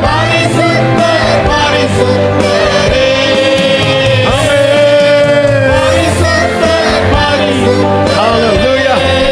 என்ன செய்யலாம்? காண்பித்து கொடுக்கிறார். 7வது அதிகாரத்தில் அடையாளமாய் கொடுக்கிறார். இதோ ஒரு கன்னிகை கர்ப்பவதியாகி ஒரு குமாரனை பெறுவாள். லூக்கா 2 சொல்லப்பட்டிருக்கிறது. அந்த லூக்கா 1வது அதிகாரம், அந்த கன்னிகையின் பெயர் மரியாள். பைபிள் எவ்வளவு பியூட்டிஃபுல். ஏசாயாவை கொண்டு எழுதினது 600 ஆண்டுகளுக்கு முன்பதாக. இது எழுதி 600 ஆண்டுகள் கழித்து லூக்காவை கொண்டு ஆவியானவர் எழுதுகிறார். அந்த கன்னிகையின் பெயர் மரியாள். ஆமென். 40 பரிசுத்தவான்களை கொண்டு இந்த வேதம் எழுதப்பட்டது. ஆனால் 40 பரிசுத்தவான்களுடைய கரத்தை பிடித்தவர் ஒருவர். எனவேதான் இந்த வேதத்தில் எதுவும் முரணா கிடையாது. ஆதியாகமம் 1வது அதிகாரம் 1வது வசனத்தின் முதல் வார்த்தை துவங்கி வெளிப்படுத்தின விசேஷம் கடைசி அதிகாரம் கடைசி வசனத்தின் கடைசி வார்த்தை வரைக்கும் பரிசுத்த ஆவியானவரால் எழுதப்பட்டிருக்கிறது. ஆமென். 7வது அதிகாரத்தில் அடையாளத்தை கொடுக்கிறார். 8வது அதிகாரத்தில் அவர் என்ன செய்ய போகிறார் அது சொல்லப்பட்டிருக்கிறது. என்ன 17வது வசனம், நானும் 18வது வசனம், இதோ நானும் கர்த்தர் எனக்கு கொடுத்த பிள்ளைகள், நானும் கர்த்தர் எனக்கு கொடுத்த பிள்ளைகளும். எபிரேயர் 2:13 இதே வார்த்தை எழுதப்பட்டிருக்கிறதை நாமே பார்க்க முடியும். இயேசு கிறிஸ்து என்ன செய்கிறாரா? இதோ நானும் தேவன் எனக்கு கொடுத்த பிள்ளைகளும் என்று சொல்லி இருக்கிறார். 14வது வசனம், ஆதலால் அப்படி சொல்லி இருக்கிறார். பிதாவாகிய தேவனுக்கு முன்பாக கொண்டு போய் நிறுத்திட்டு இதோ நானும் கர்த்தர் எனக்கு கொடுத்த பிள்ளைகளோ இப்படி சொல்லி இருக்கிறார். ஆதலால் பிள்ளைகள் மாம்சத்தையும் இரத்தத்தையும் உடையவர்களாய் இருக்க அவரும் அவர்களை போல மாம்சத்தையும் இரத்தத்தையும் உடையவரானார். அவர் ஏன் மாம்சமாகி, ஆதியிலே வார்த்தை இருந்தது, அந்த வார்த்தை தேவனிடத்தில் இருந்தது, அந்த வார்த்தை தேவனாய் இருந்தது, அந்த வார்த்தை மாம்சமாகி வர காரணம் என்ன? அவருடைய அசைன்மெண்ட் அது அவருக்கு கொடுக்கப்பட்டது. அப்ப நான் போறேன்பா, நான் எப்படி உங்க முன்னாடி பிள்ளையா இருக்கிறேனோ இவனை இவளையும் கொண்டு வந்து நான் நிறுத்துகிறேன். என்னை பிள்ளையாக்கி சேர்க்க. ஜீசஸ். ஆமென். 8வது அதிகாரத்தில் அவர் செய்கிற காரியம் சொல்லப்படுகிறது. 9வது அதிகாரத்தில் ஏசாயாவை கொண்டு கர்த்தர் எழுதுகிறார். 6வது வசனம், நமக்கு ஒரு பாலகன் கொடுக்கப்பட்டார், பிறந்தார், நமக்கு ஒரு குமாரன் கொடுக்கப்பட்டார். நமக்கு குமாரன் கொடுக்கப்பட்டார் எனக்காக. இனி என்ன செய்யலாம்? அவன் இதை தவிர எனக்கு வேற வழி இல்லை, இதை தவிர வர வாய்ப்பே இல்லை, இயேசுவை தவிர வழியே இல்லை, இயேசுவை தவிர வாய்ப்பே இல்லை. ஆமென். நமக்கு ஆமென். எனவேதான் இயேசு பிறந்த போது மேய்ப்பர்கள் மந்தையை காத்து கொண்டிருக்கும் போது தூதன் தோன்றி சொல்லுகிறான், இது உங்களுக்கு மிகுந்த சந்தோஷத்தை உண்டு பண்ணும் நற்செய்தி. கர்த்தராகிய கிறிஸ்து என்னும் இரட்சகர் உங்களுக்கு தாவீதின் ஊரிலே பிறந்திருக்கிறார். வரிசையா பார்க்க போறோம். என்ன தீர்க்கதரிசியை கொண்டு சொன்னதெல்லாம் வரிசையா பார்க்க போறோம். தீர்க்கதரிசி அவரை முதல்ல உயரமான சிங்காசனத்தில் பார்த்து, அதன் பிறகு ஒவ்வொன்றா அவர் குழந்தையாக, அதன் பிறகு அவருடைய வளர்ச்சி, அவருடைய ஊழியம், அவருடைய மரணம், அவருடைய உயிர்ப்பு, இப்படி காண்பித்து கொடுக்கிறார். இயேசு இந்த பூமியில பிறந்த போது இயேசு என்று பெயரிடுவாயாக என்று மரியாளுக்கு யோசேப்புக்கு சொல்லப்பட்டது. இயேசுன்னு பெயரிட்டான். எல்லாரும் இயேசுவை பார்த்தாங்க. ஆனால் இயேசுவோடு பழக பழக பழக இயேசுதான் கிறிஸ்து என பார்த்தார்கள். ஆமே ஆமே. இயேசு மரித்து உயிர்த்து எடுத்துக்கொள்ளப்பட்ட பிறகு கூட இருந்தவர்கள் அனைவரும் அவரை அறிந்து கொண்டார்கள். இவர் கிறிஸ்து, அனுப்பப்பட்டவர், அபிஷேகம் பண்ணப்பட்டவர். பவுல் கிறிஸ்து தான் இயேசுன்னு பார்க்கிறார். அதனால அந்த நிருபத்தில் நிறைய இடத்துல கிறிஸ்து இயேசு. ஏன்னா பவுல் மீட் பண்ணும் போதே எப்படிதான் பார்க்கிறார்? அவரை தெய்வமா தான் பார்க்கிறார். நாமும் அப்படிதான். நாம் கிருபை பெற்றவர்கள், நாம் வாக்கியம் பெற்றவர்கள். ஹல்லேலூயா. அவர் இயேசு என்று அறிந்து பிற்பாடு கிறிஸ்து, அவர்தான் கிறிஸ்து, அவர்தான் மேசியா என்று நாம் நம்பினவர்கள் அல்ல. நமக்கு கொடுக்கப்பட்ட வெளிச்சம் என்ன தெரியுமா? ஆமென். அவரே கிறிஸ்து, அவரே இரட்சகர், அவரே மேய்ப்பர். ஆமென் ஆமென். ஹல்லேலூயா. എത്ര ഭാഗ്യവാൻ ഞാൻ ഈ ലോകയാത്രയിൽ എന്നെ കരുതുവാൻ യേശുണ്ടെന്നും. എന്തോരാനന്ദമേ സ്വർഗീയ ജീവിയമേ നാഥൻ അരുകിലുണ്ടെന്നും துணையா. நேரம் பறந்து விட்டது. 2 வார்த்தையை சொல்லி செபிக்கிறேன். ஆமே. இந்த செய்தி இன்னும் இப்பதான் ஆரம்பத்துக்குள்ளே போகுது. ஆனாலும் கிறிஸ்துமஸ் செய்தி கிடைத்து விட்டது நான் நம்புகிறேன். ஹல்லேலூயா. ஆமென் சொல்லுங்க பார்க்கலாம். இப்போ இவர் கொடுக்கப்படுகிறார். 25வது அதிகாரம் அதனுடைய 8-9 வசனங்களை கொஞ்சம் வேகமாய் வாசிங்கள். ஏசாயா 25. அவர் மரணத்தை ஜெயமாக விழுங்குவார். கர்த்தராகிய தேவன் எல்லா முகங்களிலும் இருந்து கண்ணீரை துடைத்து தமது ஜனத்தின் நிந்தையை பூமியில் இராதபடிக்கு முற்றிலும் நீக்கி விடுவார். கர்த்தரே இதை சொன்னார். 9வது வசனம். அக்காலத்திலே இதோ இதோ இவரே நம்முடைய, எல்லாரும் சொல்லுங்க, இவரே நம்முடைய தேவன். இவருக்காக காத்திருந்தோம். இவர் நம்மை ரட்சிப்பார். இவரே கர்த்தர். எல்லாரும் சொல்லுங்க, இவரே கர்த்தர், இவரே தேவன், இவர் நம்மை ரட்சிப்பார். வலது கரத்தை உயர்த்தி சொல்லுங்க, இயேசுவே கர்த்தர், இயேசுவே தேவன், இயேசு நம்மை ரட்சிப்பார். ஹல்லேலூயா. ஹல்லேலூயா. ஆமென். அடுத்து சொல்லப்படும், இவருடைய ரட்சிப்பினால் களி கூர்ந்து மகிழ்வோம். இவருடைய ரட்சிப்பினால் இவருக்காய் காத்திருந்தோம். சரி, காத்திருந்துட்டோம், அவர் வந்துட்டார். இனி என்ன செய்யணும்? அதுதான் இயேசு சொல்லுகிறார், என்னை நிலைத்திருங்கள். அதை தீர்க்கதரிசியை கொண்டு எழுதி வைக்கிறார். 26:3. உம்மை உறுதியாய் பற்றி கொண்ட மனதையுடையவர் உம்மையே நம்பி இருக்கிறபடியால் நீர் அவனை பூரண சமாதானத்துடன். அவர் வந்துட்டார்ல, பிடிச்சுக்கோ, இருக பிடிச்சுக்கோ, கட்டியா பிடிச்சுக்கோ. ஹல்லேலூயா. பிடிச்சுக்கோ. அப்படி நம்ம பற்றி கொண்டா, இருக பற்றி கொண்டா, 27 சம்பவிக்கும். எல்லாரும் சொல்லுங்க, 27 சம்பவிக்கும். என்ன 27? 1-2 வசனங்களில் சொல்லப்பட்டிருக்கிறது. அக்காலத்திலே கர்த்தர் லிவியாத்தான் என்னும் நீண்ட பாம்பை, லிவியாத்தான் என்னும் கோணலான சர்ப்பத்தையே கடிதும் பெரிதும் பலத்ததுமான தமது பட்டயத்தால் தண்டிப்பார். சமுத்திரத்தில் இருக்கிற வலு சர்ப்பத்தை கொன்று போடுவார். 2வது வசனம். அக்காலத்திலே நல்ல திராட்சை ரசத்தை தரும் திராட்சை தோட்டம். அதை குறித்து பாடுங்கள். கர்த்தராகிய நான் அதை காப்பாற்றி அடிக்கடி அதற்கு நீர் பாய்ச்சி ஒருவரும் அதை சேதப்படுத்தாதபடிக்கு. ஹல்லேலூயா, ஹல்லேலூயா. அந்த கசப்பு, இந்த கசப்பான திராட்சை தோட்டம் எப்படிங்க நல்ல ரசத்தை கொடுத்தது? இயேசு வந்ததுனால. ஹல்லேலூயா. என் வாழ்க்கை இதுவரை அப்படிதான் இருக்கிறது. அவர் எனக்கு என்னெல்லாமோ செஞ்சு பார்க்கிறார். நான் நல்லா இருவேன், நான் நல்ல ரசத்தை கொடுப்பேன். ஆனா இன்னும் ஆகாத கனியை தானே கொடுத்துட்டு இருக்கிறேன். எனக்கு இனி என்ன, என் வாழ்க்கை இனி மாறாதா? நீ பூமியில பார்க்கறத நிறுத்திட்டு உன்னதமான கர்த்தரை பார், உன்னதமானவரை நோக்கி பார். அவர் பரிசுத்தம் உள்ளவரும் பரிசுத்தம் செய்கிறவருமாயிருக்கிறார். ஆமென், ஆமென். இன்னும் ஏசாயா 5 தான் வாழ்க்கையா இருக்கா? ஆமென். இயேசுக்கு இடம் கொடுங்க. என்ன செய்யணும்? என்னில் நிலைத்திருங்க. ஆண்டவர் சொல்றார், மிகுந்த கனிகளை.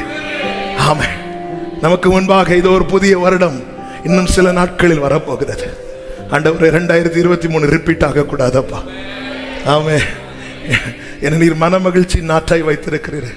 என்னை பார்த்து நீங்கள் சந்தோஷப்படும்படி அப்பா, ஐ சரண்டர். ஆமே. கண்களை மூடி ஒரு 2 நிமிஷம் எழுந்து நிற்கலாமா?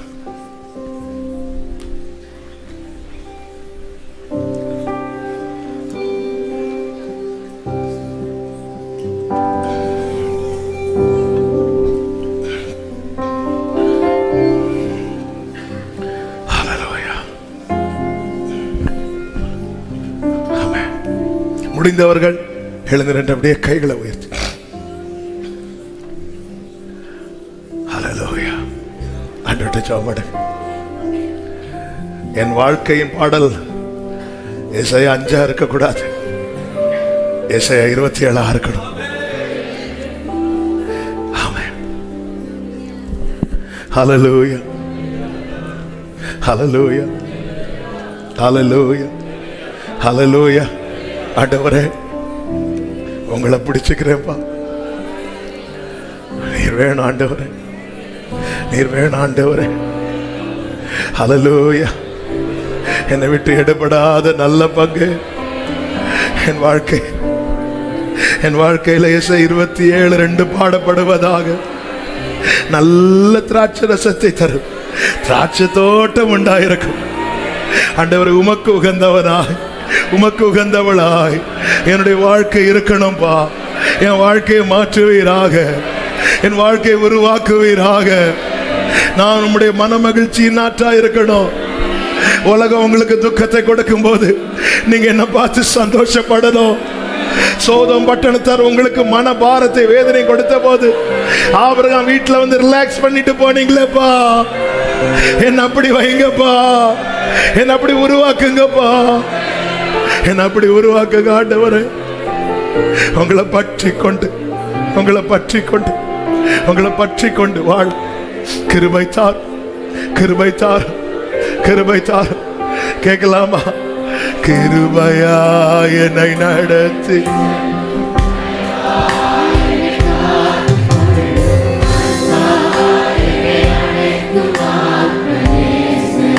கிருபையா தயவா அன்பா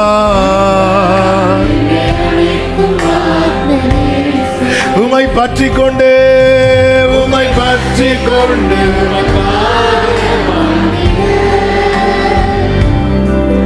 உம் பாத சுவடை உமை பற்றி கொண்டு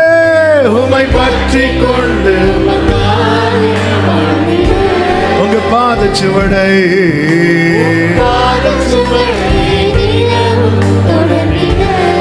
உமக்குள்ளே உமக்குள்ளே மறைந்திட உம்மேலே உமக்குள்ளே கைகளை உயர்த்தி இந்த உலகை இணைந்திட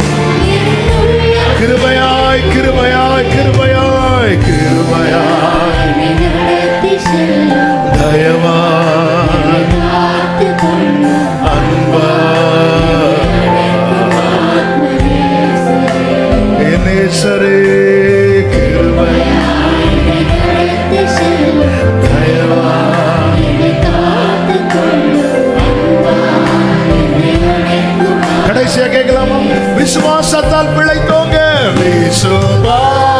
விசுவாசத்தால் பிழைத்தோங்க வீரர் பாதை காட்டினே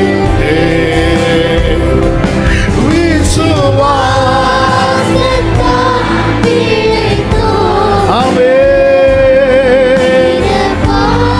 ரெண்டு கைகளை உயர்த்தி வளர்ந்து கனிதரும் வாழ்வை விரும்பி வர வளர்ந்து கனிதரும் விரும்பி விரும்பி கேட்கிறப்பா வளர்ந்து கனிதரும் வாழ்வை விரும்பி கேட்கிறேன் ஓரலமா சேகரே ரீமா மரா தடலரா ஆமே கைகளை செய்து ஹalleluya ஹalleluya ஹalleluya ஆண்டவரே உம்மை பற்றிக் கொண்டு உம்மில் நிலைத்திருக்க உமக்காய் வாழ நீர் விரும்புகிற கனியை தர கர்த்தர் கிருபை செய்யும் கர்த்தர் கிருபை செய்யும் உங்க பிரசன்னத்துக்காய் நன்றி நீர் காண்பித்த வெளிச்சத்துக்காக ஸ்தோத்திரம் Thank you Jesus Thank you Jesus Thank you Father Thank you Lord நல்ல கரங்களை தட்டி ஆண்டவருக்கு மகிமை முழு பலத்தோடு ஆமென்